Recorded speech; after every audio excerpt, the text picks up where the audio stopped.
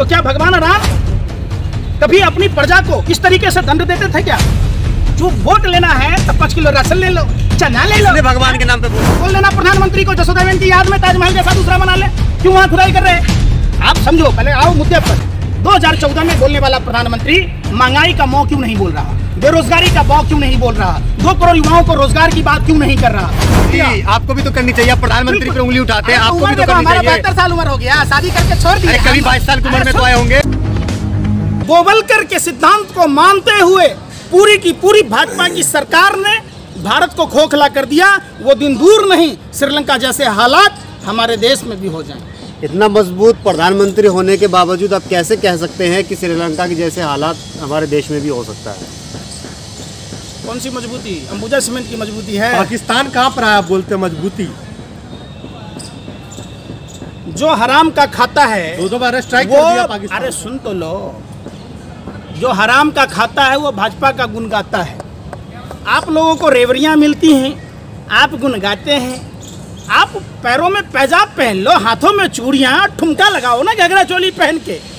मजबूत हाथों में अगर देश होता तो चाइना ने अरुणाचल में गांव बसा लिए। आपकी मजबूती आपके यहाँ कहाँ है बताइए ना? पत्रकार बनते हो? अरे आप लोग तो पहले के राजा महाराजा भांड लगता था, कम से कम उन कुत्तों से भी सीखा होता जो बेवजह नहीं भोगते। आप देश को बरगला रहे हो, बेशर्मो शर्म नहीं आता कि चाइना ने एलओसी में टेलीफोन टावर लगा लिए, आपको नहीं दिख रहा? आप बताओ, इसे मजबूती कहोगे? आप इसे मजबूती कहोगे क्या यार? कुछ भी बोलते हो, पत्रकारिता करते हो, सवाल पूछना सत्ता से, शासन से, जिसके हाथ में सरकार चलाने का जिम्मा है, उनसे सवाल पूछो। महंगाई पर पूछो, आ गया?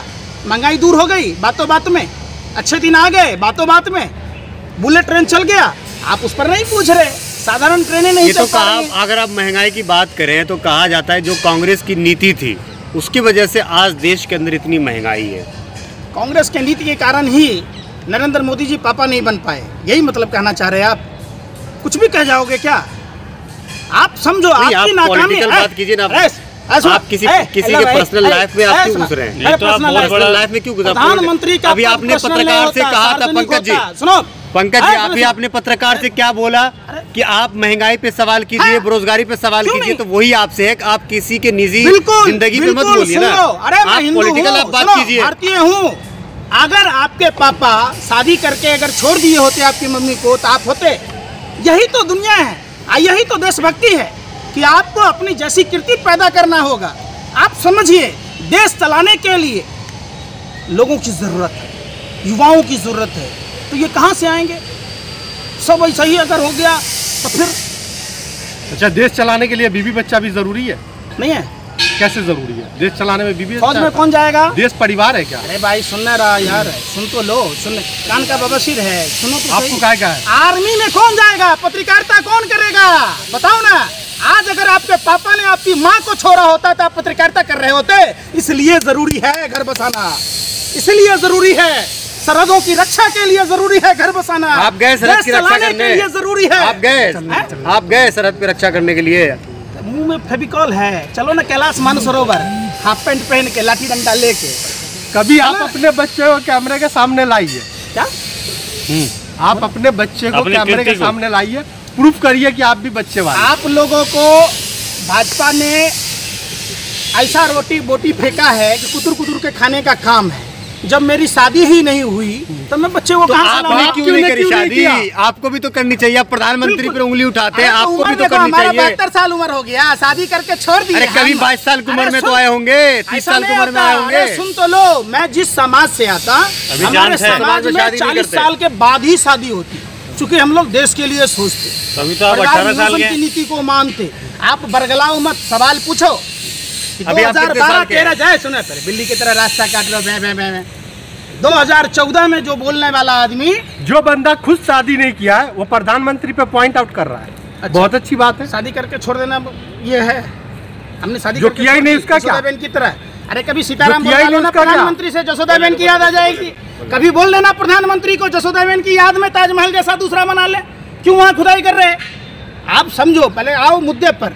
2014 में बोलने वाला प्रधानमंत्री महंगाई का मौ क्यों नहीं बोल रहा, बेरोजगारी का बौ क्यों नहीं बोल रहा? 2 करोड़ युवाओं को रोजगार की बात क्यों नहीं कर रहा? शरणों की सुरक्षा की बात क्यों नहीं कर रहा? आप पूछो तो नहीं बताओगे। आंखें लाल क्यों नहीं दिखा रहा? अच्छा, एक सवाल है पंकज जी, जिस तरीके से प्रधानमंत्री मोदी हो, योगी हो, उनके बारे में कहा जाता है कि ये हिंदू हितैषी है और हिंदू हृदय सम्राट है, आपको क्या लगता है? सबसे पहले हिंदू हितैषी किसे कहेंगे जी? आप समझिए, सनातन परंपरा के हिसाब से भगवा वस्त्र पहन लेना और सिर्फ राम नाम रटना ही हिंदू हितैषी नहीं होता। रामायण आपने भी देखी है और हमने भी देखी है। रामायण ने साफ साफ और स्पष्ट सिखाया है कि रावण ने अगर भगवा वस्त्र नहीं पहना होता तो माँ सीता का अपहरण नहीं होता। अगर कालनेमी ने भगवा वस्त्र का सहारा नहीं लिया होता, प्रभु श्री राम का नाम नहीं लिया होता, तो हनुमान जी को संजीवनी बूटी लाने से नहीं रोकने की कोशिश कर पाया होता। इस आधार पर आप सबसे पहले हिंदू धर्म को समझने की जरूरत है।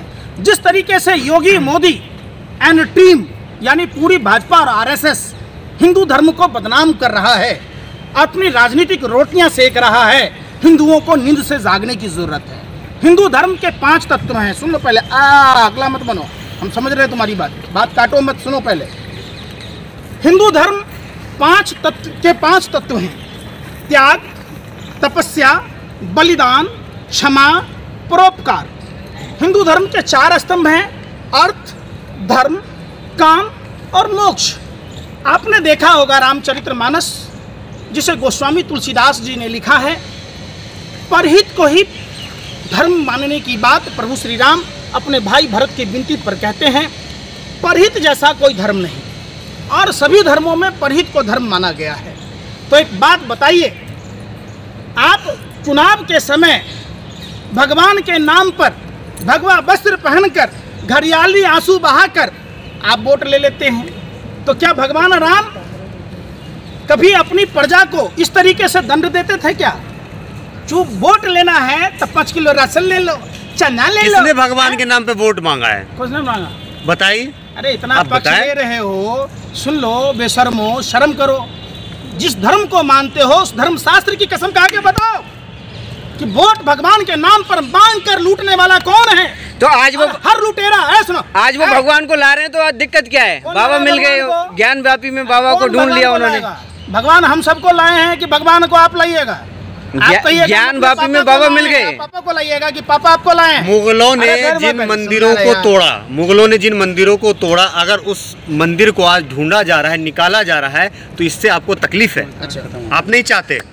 हो गया जी। कौन सा मुगल आया था बनारस में जो शिवलिंगों को तोड़ा था, शिव मंदिरों को? औरंगजेब के ऊपर आरोप लग रहा है। सुने रहा, अभी 8 साल से मोदी जी प्रधानमंत्री हैं, आप प्रधानमंत्री को मुगल कह रहे हैं? आप क्या कह रहे हैं? जो बनारस कॉरिडोर के आसपास के जो मंदिर तोड़े गए, आप इतना गंदा शब्द पत्रकार हो के प्रधानमंत्री को औरंगजेब बताओगे, मुगल बताओगे? अरे माना, आप इतनी बात मत करो। है भैया, है माफ करते, भारत का प्रधानमंत्री नहीं, प्रधानमंत्री को कौन कह रहा है? प्रधानमंत्री को कौन आरोप लग रहा है ना कि मुगलों ने मंदिरों को तोड़ा है, उसे दोबारा बनाया जा रहा है। सुनने रहा क्या है? आप कहना क्या चाह रहे हैं? कुछ है तुम्हारे? सुनो पहले बात, अभी प्रधानमंत्री नरेंद्र मोदी जी ने बनारस में जो मंदिर तोड़वाए, वो मंदिर अंग्रेज का जीन, जो औरंगजेब का जीन क्या मोदी जी के अंदर घुस गया था? खोड़ी गांव में 40 मंदिर टूटा था, जो मूर्तियां तोड़ी गई, उसमें कौन सा औरंगजेब तोड़ दिया था भैया? वाह रे वाह, नौटंकी पुराने चल दिए हो। समझो। एडमिशन ओपन इंशाल इंग्लिश मीडियम स्कूल।